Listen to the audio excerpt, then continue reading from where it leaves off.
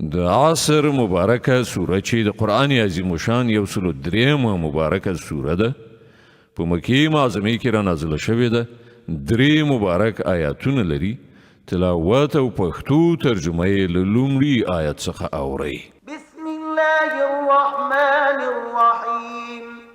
د الله په نوم چې ډیر زیات مهربان پورا رحم لرونکی دی. والعصر إن الإنسان لفي خسر إلا الذين آمنوا وعملوا الصالحات وتواصوا بالحق وتواصوا بالصبر. په زمانه قسم انسان په حقیقت کې پر لوی تاوان کې دی.